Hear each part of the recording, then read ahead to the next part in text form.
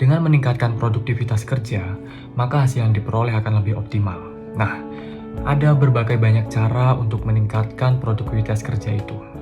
Seperti menyesuaikan keahlian karyawan sesuai dengan tugas yang diberikan. Lalu, menciptakan sistem komunikasi di dalam sebuah perusahaan yang efektif.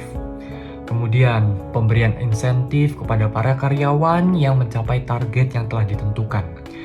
Kemudian, memberikan fasilitas kerja yang memadai kepada karyawan dan menciptakan suasana kerja yang mendukung. Kemudian, bisa juga menyediakan pelatihan secara berkala untuk pengembangan kemampuan karyawan. Berikut beberapa fakta terkait dengan SDG 8, salah satunya pengangguran yang masih tinggi di Indonesia, bahkan peringkat 2 di Asia Tenggara. Mayoritas angka pengangguran ada pada usia muda dan rentang pendidikan SMA sederajat. Pertumbuhan ekonomi yang inklusif adalah pertumbuhan yang memberikan manfaat bagi semua orang tanpa memandang latar belakang. Juga memastikan bahwa semua orang memiliki kesempatan yang sama untuk bekerja dan berpartisipasi dalam perekonomian. Pertumbuhan ekonomi yang inklusif adalah kunci untuk mencapai pembangunan berkelanjutan. Fenomena burnout pada dunia kerja. Pada tahun 2019, WHO memasukkan burnout ke dalam klasifikasi penyakit, yaitu sebuah sindrom sebagai akibat dari stres kronis di tempat kerja yang belum berhasil dikelola. Riset yang dipublikasikan Harvard Business Review menyebut lebih dari 60% responden mengaku mengalami burnout. Kita tahu bahwa pandemi memberikan banyak dampak pada perekonomian.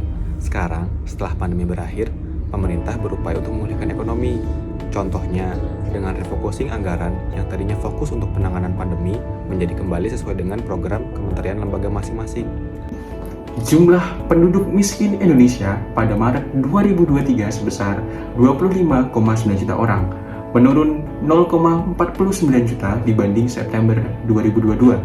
Untuk terus menurunkan angka kemiskinan tersebut, perlu dilakukan dengan cara bantuan sosial dan subsidi, pemberdayaan masyarakat, dan pembangunan infrastruktur dasar pelayanan.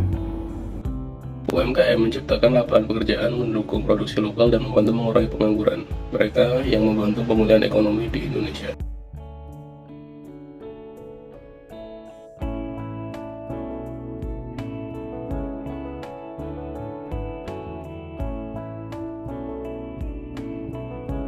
Sebagai salah satu bentuk tanggung jawab pemerintah untuk menjamin kesejahteraan masyarakat, maka pemerintah menerapkan upah minimum, di mana perusahaan wajib untuk memberikan gaji sesuai dengan kehidupannya layak bagi para pekerjanya.